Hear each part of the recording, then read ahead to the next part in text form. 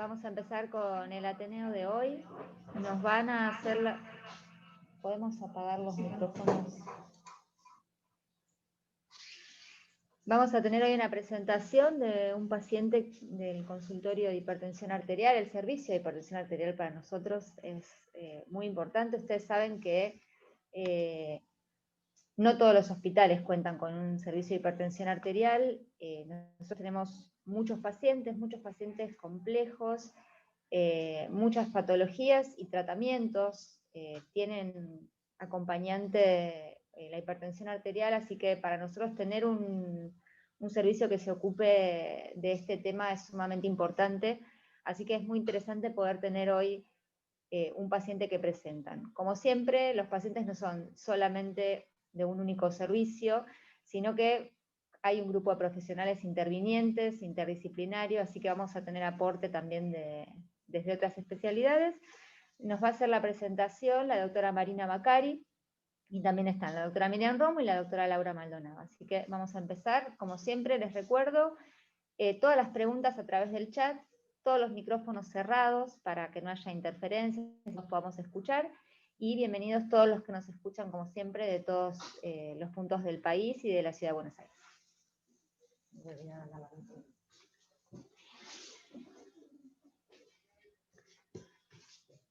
Buen día, yo soy Marina Macari, soy médica del consultorio de hipertensión arterial del hospital y vamos a hacer esta presentación con la doctora Maldonado y la doctora Miriam Romo, que también son médicas del servicio. El Ateneo se titula Máculas, café con leche y algo más.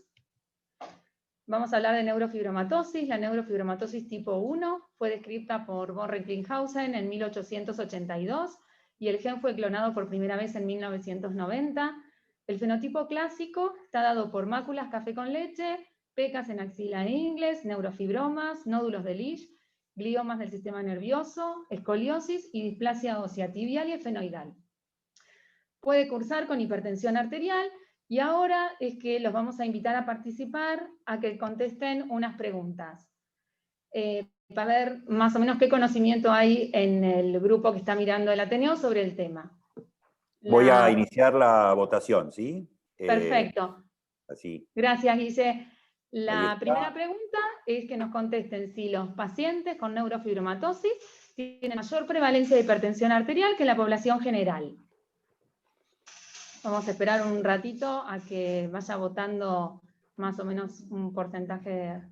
Tenemos 42 participantes, hasta ahora 21 respuestas. Anímense, participen. Es anónimo, así sí, que anónimo. pueden votar tranquilos.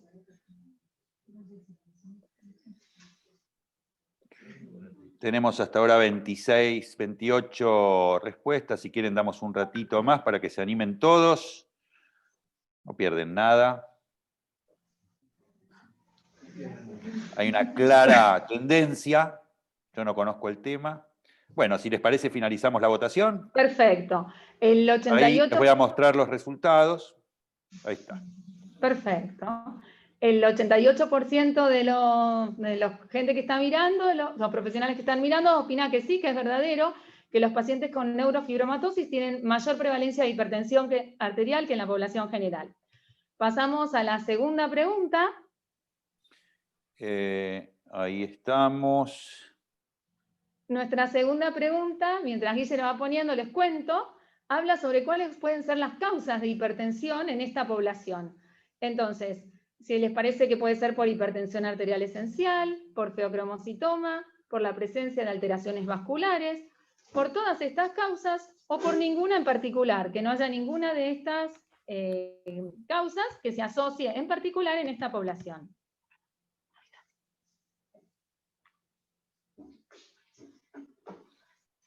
Tenemos un 52% que han votado ya.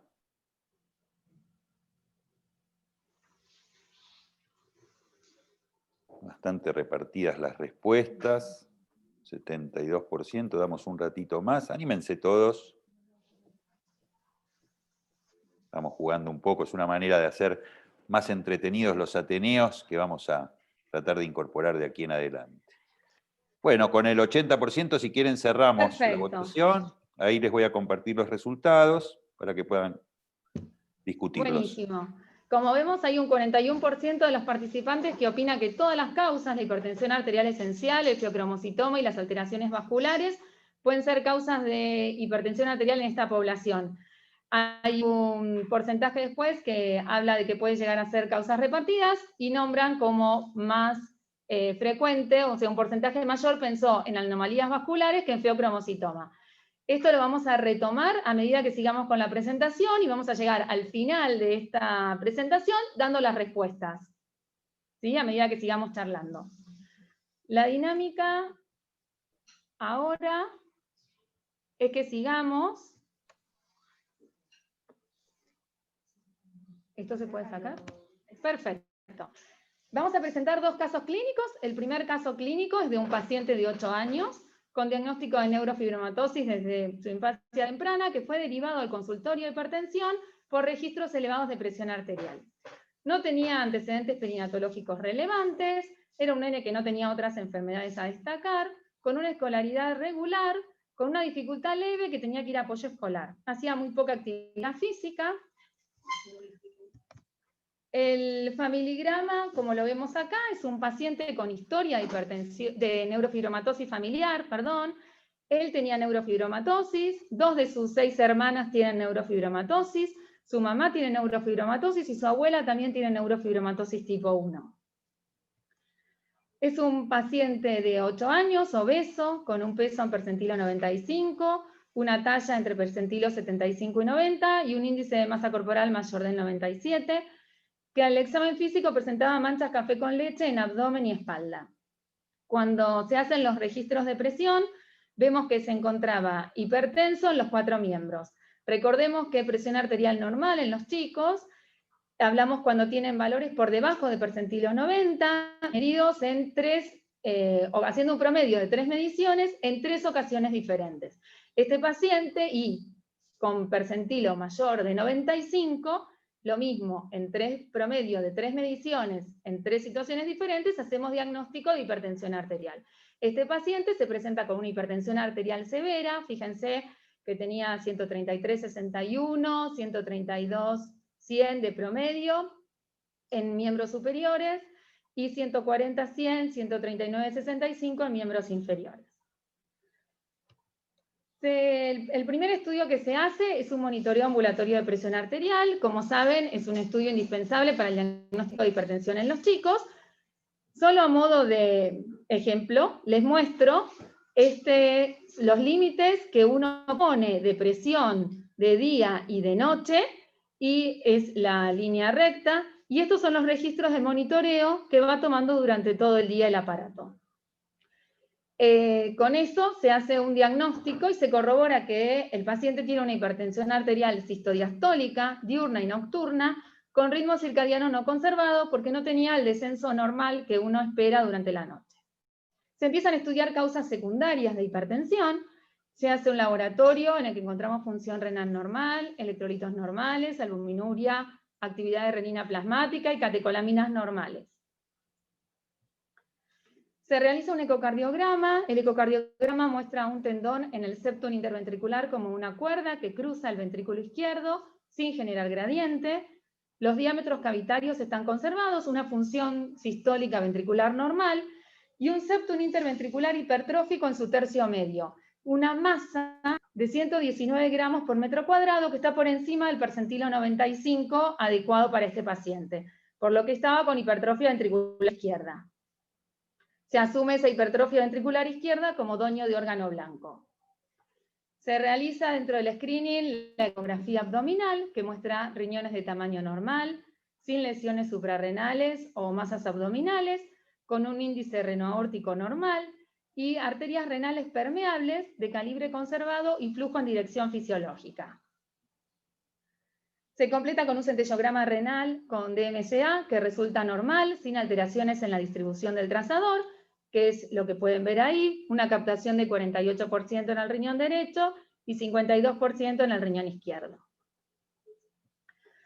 Con estos estudios, el paciente se medica con enalapril, pero tiene una escasa respuesta. Es necesario agregarles otros antihipertensivos. se agrega atenolol, se agrega hidroclorotiazida, se agrega amlodipina, y en el seguimiento el paciente controla la presión en el consultorio, pero no la controla en ambulatorio. Eso se llama hipertensión arterial oculta no controlada. En un paciente que tenemos una hipertensión resistente, uno comienza a actualizar y a realizar nuevos estudios tratando de buscar alguna etiología secundaria. Se repite el ecocardiograma. El ecocardiograma muestra la hipertrofia ventricular izquierda y muestra un aumento de gradiente sistólico en aorta abdominal sugestivo de coartación de aorta de ese nivel. Se ve que tenía una función sistólica conservada y una hipertrofia ventricular izquierda. Con el diagnóstico sugestivo de una coartación de aorta abdominal es que vamos al servicio de imágenes, donde se realiza un ecodoppler de aorta abdominal y de arterias renales. Para eso vamos a agradecer la participación de la doctora Fernanda Mateos, que nos va a comentar las imágenes. Hola, buenos días, muchas gracias por la invitación. Veíamos en la ecografía que tenemos acá en la imagen una alteración en el calibre franca, muy evidente, al 50% de su diámetro, que nos hacía pensar que había alguna estenosis o alguna alteración del calibre con una dilatación postestenótica. Esa es la que está marcando ahí la flechita, inclusive se veía una alteración no homogénea, no lineal, sino como arrosariada, y eso llamó la atención en una ecografía común. Esto no necesitaba verse por el Doppler, aunque después se completó. Tenemos otra imagen donde ahí vemos que las arterias renales son permeables, pero que tienen una alteración en su curva llamada parvus tardus, con un índice de resistencia conservado, o sea que el flujo intrarrenal estaba conservado. El tardus se refiere a la alteración sistólica prolongada, o sea que inicia y completa la sístole en mayor tiempo, y el parvus a la amplitud sistólica y el redondeo de la curva o del pico sistólico.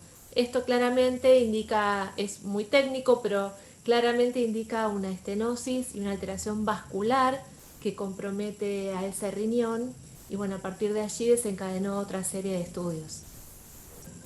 Gracias, Fer. Bueno, a partir de ahí se decidió completar con otros estudios de imágenes. Se hizo una angiotomografía computada y angioresonancia con gadolinio con reconstrucción 3D, en lo que se corrobora el diagnóstico de síndrome de aorta media, con una dilatación severa de la mesentérica inferior. En las siguientes imágenes, que son reconstrucciones realizadas con después de la angioresonancia, se ve el afinamiento. Noten qué finita que se va poniendo la aorta, es una reconstrucción que va girando, formando parte de este síndrome. Y esta es una reconstrucción volumétrica en la que, aparte de ver la aorta, se ve las arterias renales, ¿sí?, con el compromiso de ambas, de las dos que se ven acá a la derecha y la arteria renal que se ve a la izquierda. Para estos pacientes, el diagnóstico de certeza sigue siendo la arteriografía. Así que se decidió hacer una arteriografía diagnóstica, para lo cual el doctor Guillermo Isele nos va a comentar sobre los hallazgos de la misma. Muy bien, ¿qué tal? Buen día. Aquí tenemos en la imagen de la izquierda,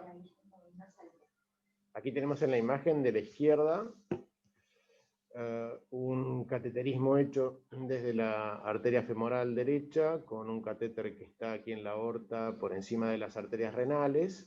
Vemos dos arterias renales derechas, la principal y la polar inferior, y la única renal izquierda. Vemos aquí, a ver, no puedo, aquí. Aquí comienza la estenosis, se ve bien el escalón, a donde comienza la estenosis de la aorta, y a partir de allí hacia abajo, el diámetro es mucho menor, representa aproximadamente un 50% de estenosis, y hay aparte un compromiso del ostium y del sector inicial de ambas arterias renales derechas, y también de la arteria renal izquierda.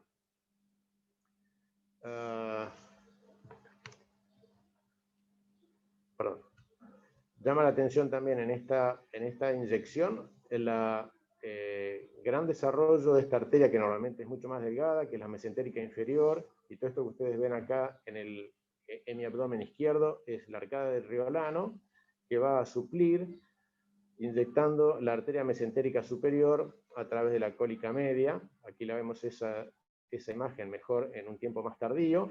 La mesentérica superior tiene una obstrucción en el origen de casi del 80%, y para complejizar un poquito más la cosa, el tronco celíaco está obstruido en forma completa, lo ven teñido a partir tenuemente en comparación con la tinción de la mesentérica inferior, la mesentérica superior, en forma más tardía y de un calibre fino. Eso es porque está esto tapado también a nivel del tronco celíaco, que es lo que vemos en el ortograma de perfil.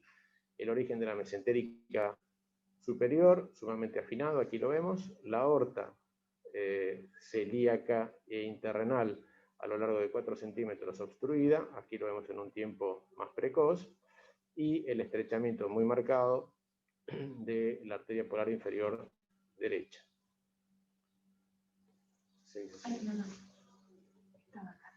Bien, esto es lo que les decía respecto de la circulación colateral del el aparato digestivo. Muy bien. Bueno, gracias. Nosotros con toda esta información se nos planteó que se trata de un paciente que tiene un síndrome de aorta media, que tiene estenosis en las arterias renales, con compromiso importante, y que el centellograma nos había dado normal y no había alteraciones en la distribución del trazador. Eso fue algo que nos llamó la atención, y por eso invitamos a la doctora Marisa Mofa, de Medicina Nuclear del hospital, para que nos aclare un poco esta situación.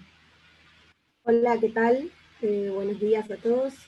Bueno, más que nada, lo que les tengo que explicar un poquitito, la parte fisiopatológica que nosotros con el centellograma, con DMSA, con apremio de captopril, es lo que tenemos que ver.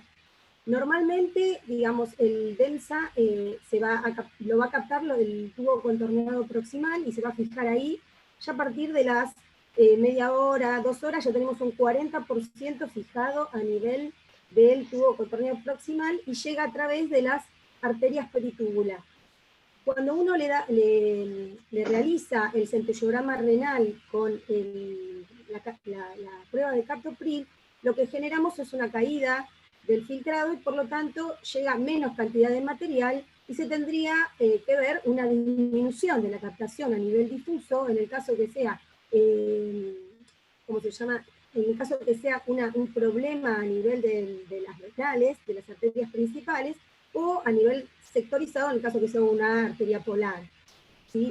En este caso, el paciente, y cuando nosotros le realizamos el estudio, estaba bajo tratamiento, porque no se podía suspender, estaba con enalapril, y además tenía amlodipina y creo que hidroclorotiazida, es un diurético, sí. Y por lo tanto, digamos, este falso negativo que estamos evaluando, se podría deber al tratamiento crónico con el inhibidor de la enzima convertidora, más la amlodipina y el diurético.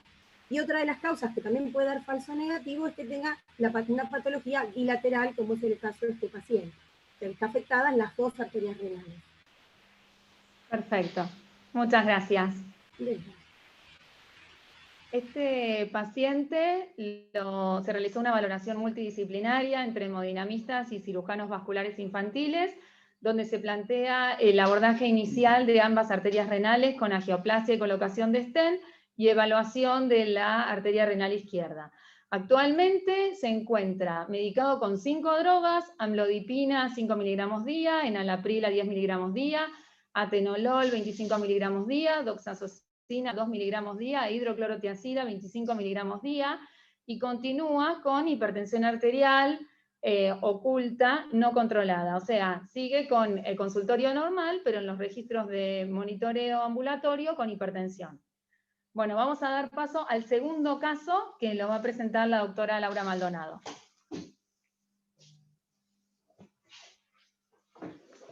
¿Qué tal? Buen día. Bueno, este es un paciente que tiene 9 años, que es de Santa Cruz, que fue derivado al hospital por una exéresis de un tumor del sistema nervioso central, y tanto en el periodo pre- y posoperatorio de esa cirugía, el paciente se encuentra hipertenso. Encontramos valores mayores al percentilo 99 en miembro superior derecho y miembro inferior, ¿no? Realmente una hipertensión muy severa. Este paciente es un paciente que vive en Santa Cruz, en un pueblo. Aparentemente la madre dice que nunca tuvo ninguna patología, y comienza un mes previo al ingreso al hospital con hipertensión endocraniana. Retrospectivamente uno puede decir eso, tenía vómitos, cefalea intensa. Finalmente es trasladado al Calafate, donde le realizan una resonancia que muestra una masa encefálica con compromiso talámico-hipotalámico, se coloca una válvula y es derivado al hospital, donde se realiza la cirugía del tumor, se hace una exéresis parcial de un tumor que termina siendo un astrocitoma de bajo grado. Y en ese momento nosotros lo conocemos.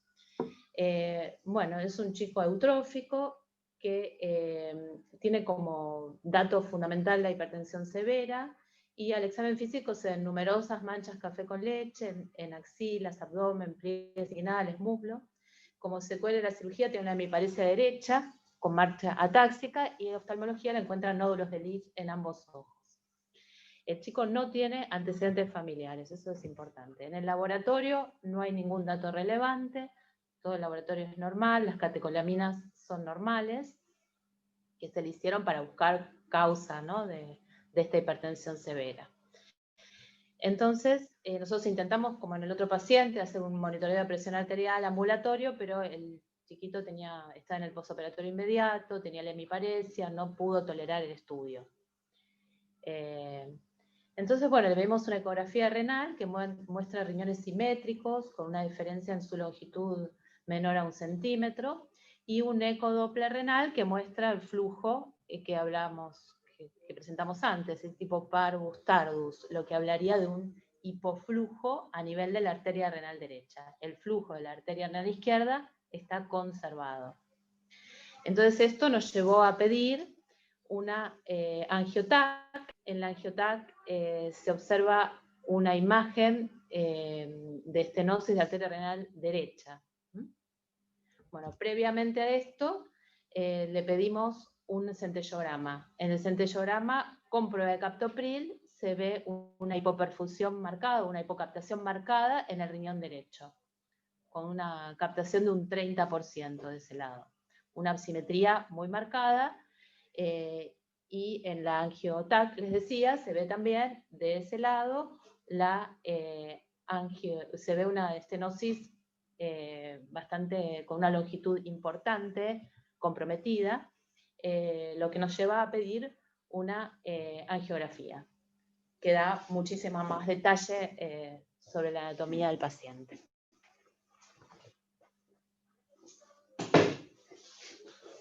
Hola, ¿qué tal? Soy Eduardo Gali y les voy a mostrar la angiografía en la que se observa aquí el catéter ubicado en la aorta, la inyección de contraste, y se ven las dos arterias renales. Esta es la arteria renal derecha, que presenta una estenosis de mayor al 50%, y la arteria renal del lado izquierdo con un calibre normal. Esto fue un poco el informe. También se veía alteraciones de las arterias que irrigan el tubo digestivo, con una lesión en la arteria mesentérica superior que debería salir desde acá, que no se ve, y entonces toda esta arteria gorda que da toda la vuelta es una rama, o es la arcada de Riolano, que está irrigada por la arteria mesentérica inferior y revasculariza el resto del tubo digestivo.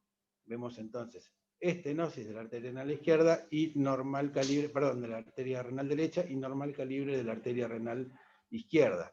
Se hizo un cateterismo selectivo, se ingresa en la arteria, se pone un balón, se dilata, y finalmente, esto que ven como una pequeña malla, es el stent que dilata y conserva el calibre de la arteria. Ahora, estaba todo muy bien, pero a las 48 horas de colocado el stent, el paciente comienza con dolor abdominal, que es cada vez de mayor intensidad y presenta una hipertensión arterial que no responde a la medicación. Se sospecha que haya una lesión o que se haya complicado el procedimiento, cosa que se confirma con un estudio angiográfico. Fíjense la malla del stent y no se ve ni la arteria ni el riñón derecho. Hacemos un cateterismo superselectivo y vemos que está ocluido toda la porción intra-stent, aunque permanece permeable toda la vascularización del árbol renal del lado derecho. Hicimos un cateterismo selectivo, pusimos catéteres de mayor calibre, aspiramos los trombos, volvimos a dilatar y finalmente se pudo, se pudo lograr la reperfusión del riñón y ahora continuamos. Bueno, y el paciente afortunadamente tiene flujo conservado, tiene la presión normal, está medicado con enalapril a 10 miligramos, tiene un seguimiento ambulatorio en el hospital, viene aproximadamente cada 6 meses, y por ahora no le hicimos monitoreo ambulatorio de presión arterial para ver si realmente la presión está bien controlada, porque el paciente por el momento no lo tolera. Bueno, y en adelante nos hablará la doctora Miriam Romo sobre las alteraciones vasculares en la neurofibromatosis.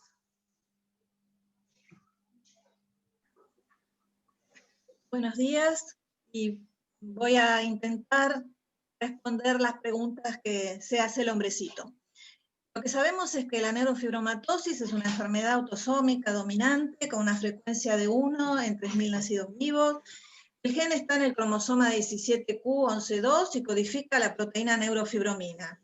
Esto nos interesa porque esta proteína actúa en la supresión tumoral y limita el crecimiento celular, lo que explicaría en su ausencia parte de la patogenia de la enfermedad. Y saber también que hay 50% de mutaciones de novo, como vimos en el último paciente que se presentó. Siguiente. La prevalencia de la hipertensión en los pacientes con neurofibromatosis es alrededor de un 6.1%. Pero sabemos que probablemente existe un subdiagnóstico porque hay falta de control de la presión en pediatría. Entonces nosotros lo que tenemos que hacer ante estos pacientes es tomar la presión en los 4 miembros y hacer el monitoreo ambulatorio de presión. ¿Por qué? Porque bueno, esto nos va a permitir, por un lado, confirmar el diagnóstico en el caso de hipertensión, descartando la posibilidad de presencia de fenómeno de guardapolvo blanco, o bien encontrar la hipertensión arterial oculta o enmascarada, que son aquellos pacientes que se presentan normotensos. Y hay que estar atentos porque la neurofibromatosis puede presentarse justamente de esta manera. Siguiente. Las causas secundarias de hipertensión en la neurofibromatosis en pediatría podemos dividirlas en vasculares, alrededor de un 6%, las formas más comunes es la estenosis de la arteria renal o el síndrome de aorta media, y el feocromocitoma, que se presenta entre el 0,1 a 1,5%.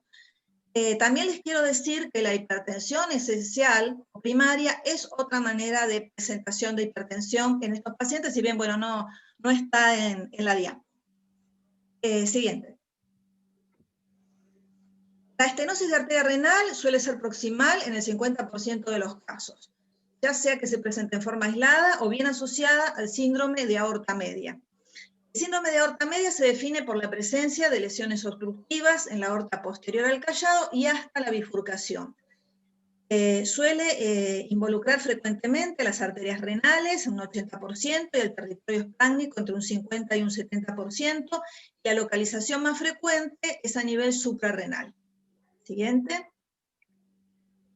Bueno, ¿cómo estudiamos la hipertensión en la neurofibromatosis? Primero vamos a hacer el examen físico completo, que esto incluya la toma de la presión arterial, como venimos diciendo a los 4 miembros, la auscultación cardíaca y abdominal, buscando soplos. Vamos a corroborar el diagnóstico de hipertensión haciendo el monitoreo ambulatorio.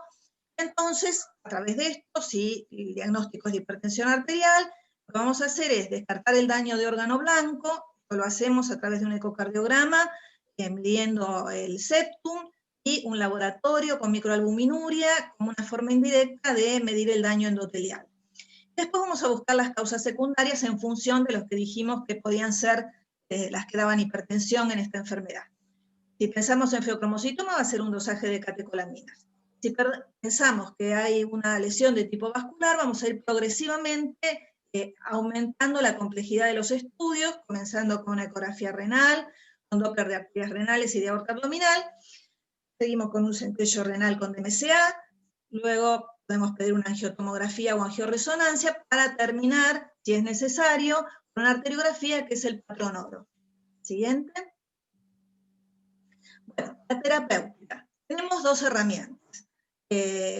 La primera es la medicación, o sea, la herramienta farmacológica, donde vamos a utilizar los grupos de drogas que habitualmente utilizamos para medicar a los chicos con hipertensión, que son los bloqueantes cálcicos, los IECA y ARA2, los beta bloqueantes, los alfa bloqueantes o los diuréticos tiacídicos, y esto los vamos a utilizar en forma de monodroga primero, y si no responden, vamos a comenzar con las combinaciones. Generalmente lo que hacemos es, la más frecuente, combinar un IECA o un ARA2 con bloqueante cálcico, como puede ser la amlodipina, o bien un IECA o un ARA2 con diuréticos. A veces alcanza, y en otros casos, como vimos en el paciente que se presentó primero, esto puede no resultar. La otra herramienta que tenemos es de tipo invasivo, y es la angioplastia con o sin colocación de stent, y la cirugía vascular. Siguiente. El tema es que la neurofibromatosis per se es un factor de riesgo para el desarrollo de complicaciones, y esto es porque está comprometida toda la pared vascular. Esto involucra tanto a las arterias, a las arteriolas y a las venas. Acá tenemos una figura que nos muestra un corte transversal de una arteria renal, donde se ve la displasia fibromuscular con predominio del engrosamiento del aneo intimal. Siguiente. Esto hace que al estar comprometida toda la pared vascular puedan aparecer complicaciones. Por un lado son las estenosis evolutivas y recurrentes, por el otro lado las malformaciones arteriovenosas o la posibilidad de aneurismas espontáneos. Los aneurismas tienen riesgo de ruptura, ya sea secundario a la intervención o de manera espontánea. Siguiente. La intervención percutánea es efectiva cuando se realiza en el momento agudo, pero puede presentar estenosis y requerir reintervenciones a lo largo de la evolución. ¿Esto por qué puede ser? Bueno, porque haya crecimiento endotelial intraestén, porque el vaso comience, digamos, a crecer normalmente con una medida fija de estén, o bien porque se produzcan estenosis inmediatamente proximales o distales a la colocación del estén. ¿Qué sigue? Los pacientes que tienen síndrome de aorta media, se sugiere que el manejo invasivo se debe llevar a cabo cuando la estrechez de la aorta abdominal supere el 60%. La elección de la estrategia invasiva va a depender de la anatomía, de la condición clínica y de la edad que tenga el paciente. Siguiente.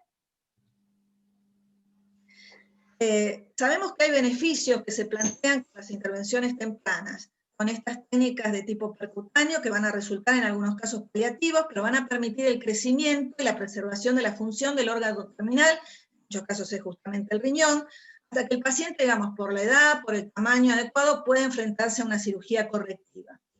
La revascularización quirúrgica se puede reservar para los casos más complejos o para aquellos en los que la angioplastia falla o aparezcan complicaciones. Siguiente. Bueno, por último, ya lo que les quiero contar es que el manejo clínico a veces nos enfrenta a algunas situaciones de las que hemos ido hablando en estos pacientes, como por ejemplo la hipertensión resistente, cuya definición es pacientes, esto va tanto para niños como para adultos, hipertensos, que reciben 3 medicaciones hipotensoras, incluyendo un diurético, en dosis adecuadas y con buena adherencia, pero que no responden a esta medicación y que persisten hipertensos. La otra es la hipertensión oculta, que ya dijimos es la normotensión en el consultorio y la hipertensión en el monitoreo, y que esta es una forma de presentación de los chicos que tienen neurofibromatosis, por eso hay que estar atento, hacer siempre el monitoreo, siempre que se pueda.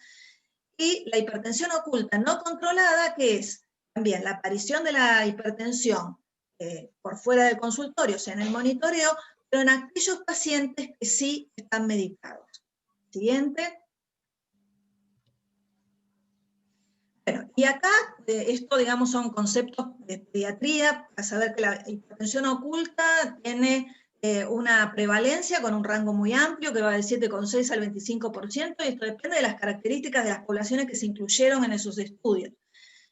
Nosotros tenemos que saber que la prematuridad, la obesidad, la historia familiar de hipertensión, así como la diabetes, la enfermedad renal crónica, el SAOS y la neurofibromatosis, son condiciones o patologías que tienen un incremento de la prevalencia de hipertensión oculta. Y también saber que hay estudios, por ejemplo, que incluyeron chicos con enfermedad renal crónica y todos trasplantados, todos medicados, hasta en un 40% presentaron hipertensión oculta no controlada. Siguiente. Bueno, ¿cuál es la relevancia de conocer la hipertensión oculta? Bueno, porque hay evidencia de aumento de la masa ventricular izquierda, de mayor prevalencia de hipertrofia del ventrículo izquierdo, y también porque se estudió un grupo de jóvenes que presentaron una incidencia de hasta el 7% de desarrollar hipertensión sostenida, pacientes que obviamente tenían hipertensión oculta, esto comparado con jóvenes normotensos que solo la desarrollaron un 0,6%. Ya para concluir, la siguiente, les quiero decir que bueno, esta es una patología que continúa siendo un desafío para todos nosotros, por el diagnóstico, el tratamiento y el abordaje, incluye a los pacientes, a los médicos tratantes, y que la toma de la presión arterial en cada control pediátrico, la realización del monitoreo, serán fundamentales para el diagnóstico y para el seguimiento. La última. Muchas gracias por su atención.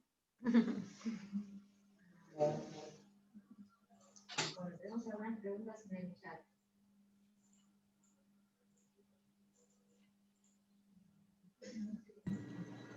Bueno, vamos a primero felicitarlas, la verdad que la presentación fue excelente, me encantó el aporte de los médicos de Miami, la verdad que es excelente. Primera pregunta, teníamos una de la doctora Baliani de la unidad 5, que preguntaba si estos pacientes que tuvieron un stent, o sea que un stent que se complicó con un episodio trombótico, no tienen que recibir un tratamiento antiagregante o anticoagulante. Bueno, me contesta. Sí, el paciente recibió tratamiento anticoagulante durante 6 meses, se hizo todo el tratamiento y después está antiagregado actualmente. No sé si quieren ustedes agregar algo más, porque tienen más experiencia. Bueno, acá pregunta la doctora Sonia Rojas respecto a la elección de la hipertensión en el caso 1, si se podría haber elegido otro antihipertensivo, teniendo en cuenta que el paciente continúa con estenosis, porque es 5, ¿no? 5 medicamentos. Sí, 5 drogas. El paciente del caso 1 se encuentra con una hipertensión que, como les mostramos, sigue con hipertensión oculta no controlada, o sea que no estamos pudiéndolo controlar con las 5 drogas de los 5 medicamentos que tiene. No sé si preguntaba algo más en... Sí. La pregunta siguiente, que me parece muy interesante, que es de la unidad 7, es, ante la falta de respuesta, si hay que seguir con las 5 drogas o se puede plantear el retiro de alguna. En realidad, lo que nosotros fuimos haciendo a medida de que el paciente lo seguíamos controlando fue ir incrementando. Lo último que se agregó fue la doxazosina.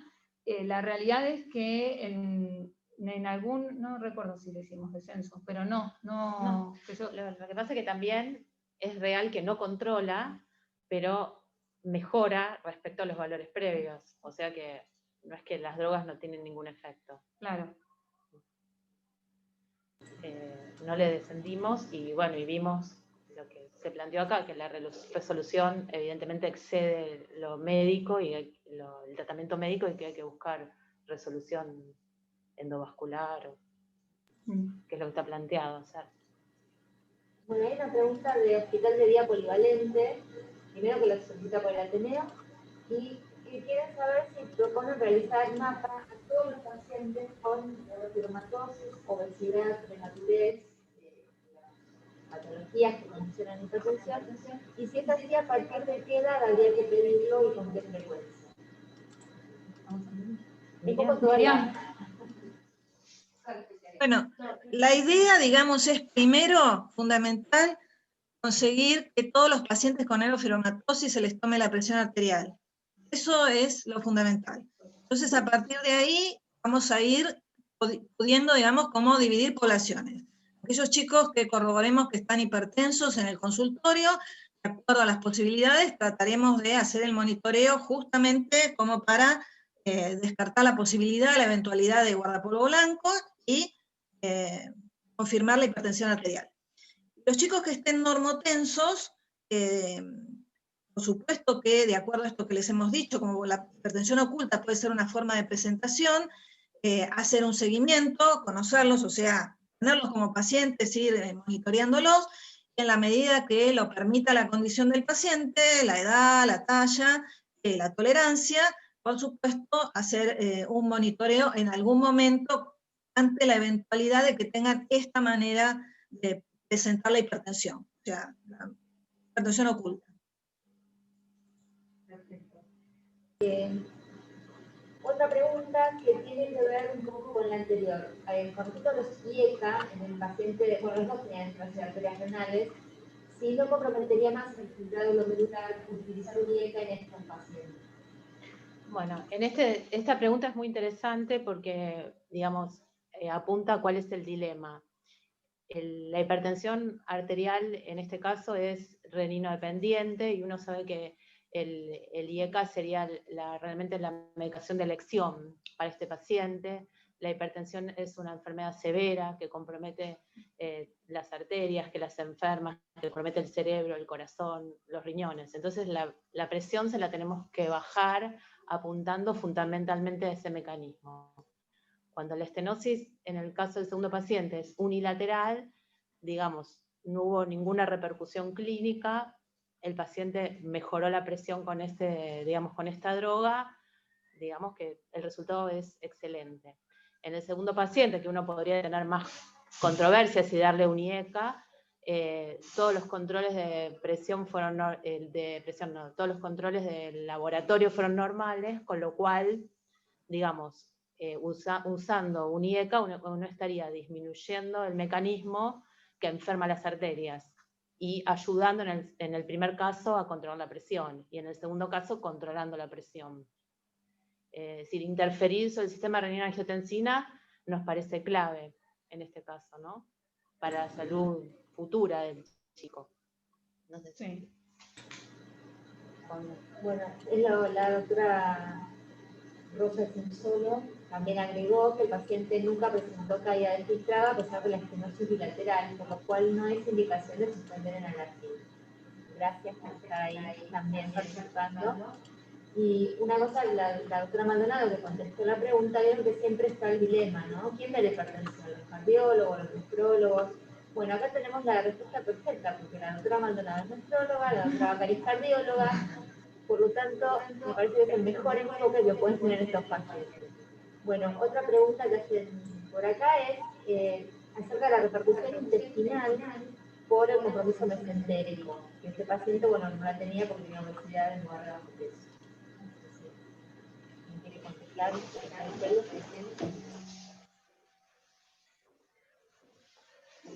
Bien, la realidad con estos pacientes con compromiso polivascular es que, aparte, como fue el Ateneo del que se mencionó, tiene que estar integrado a la cirugía vascular, tenemos que estar integrados nosotros también. El riesgo es sumamente complejo respecto de tener un problema isquémico digestivo de semejante extensión. No es lo más habitual, la presentación es paulatina, pero sin duda cuando, como decía la doctora Romo, la estenosis en las síndromes de aorta media superan el 60%, los tratamientos quirúrgicos tienen lugar porque permiten la revascularización no solamente de las arterias renales, sino de las arterias digestivas que también están comprometidas, fundamentalmente mesentérica superior. Bueno, yo quiero hacerles también una pregunta. ¿Es indicación siempre antes de medicar a un paciente realizar el centello, el MAP, o sea, hacer todos los estudios antes de medicarlo? ¿O esto va a depender del valor de hipertensión que tenga el paciente y eligen medicarlo y bueno, después ir haciendo los estudios, aunque esto pueda, como pasó con el paciente en la primera presentación, enmascarar un resultado? Bueno, esto, digamos, esta secuencia que nosotros elegimos para presentar a los pacientes, más que nada es con un fin didáctico, que se entienda, y fuimos mostrando una progresión lineal de cómo, digamos, uno debería ir estudiando, complejizando los estudios a medida que va avanzando, tratando de encontrar la etiología. Pero esto no quiere decir que nosotros, digamos, esperemos a veces el resultado de un estudio como para tratar al paciente, sino que el paciente se medica y vamos viendo qué respuesta tiene, como para, digamos, tratar de proteger dentro de lo posible esos vasos, ese riñón y ese miocardio lo más que se pueda, y lo que hacemos es, digamos, ir avanzando en los estudios. Por eso lo que contaba Marisa Mofa, es que cuando ella le llega al paciente para hacer el centello renal, ese paciente estaba medicado previamente con una de las drogas, era enalapril, y bueno, no podíamos suspenderle la medicación porque, bueno, justamente ese primer paciente, que actualmente lo tenemos con 5 drogas, con hipertensión oculta no controlada, hace que, digamos, hubiera sido ideal a lo mejor hacer una prueba de captopril sin ninguna medicación previa, o hacer un centello basal, de acuerdo a lo que uno decidiese, pero bueno, esto no lo permitía la situación del paciente. Así que esto es muy, muy dinámico, y digamos que a los fines de que quedase, digamos, de una manera más, más didáctica, fue que, bueno, lo presentamos así, pero los pacientes se medican en cuanto nosotros consideramos que podemos hacerlo. Generalmente después de una extracción, si es que vamos a sacar y a dosar renina y aldosterona, tratamos de siempre hacer este dosaje previamente y después entonces sí iniciar la medicación. Perfecto, muchas gracias, Miriam. ¿Algún comentario para cerrar? Laura o Marina o Miriam.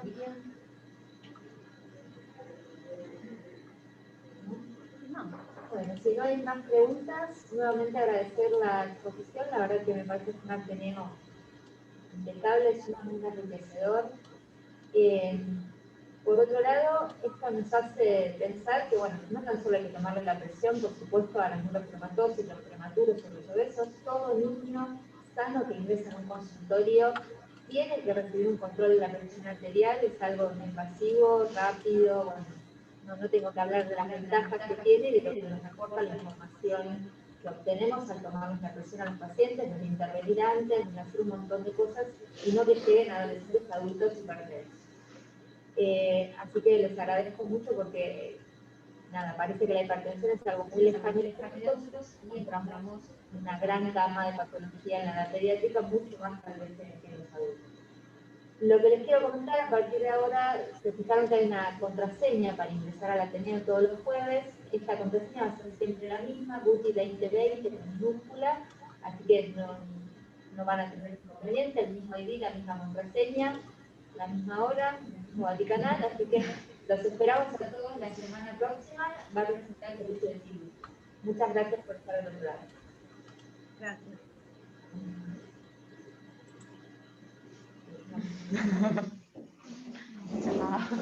Muy bien. Bueno.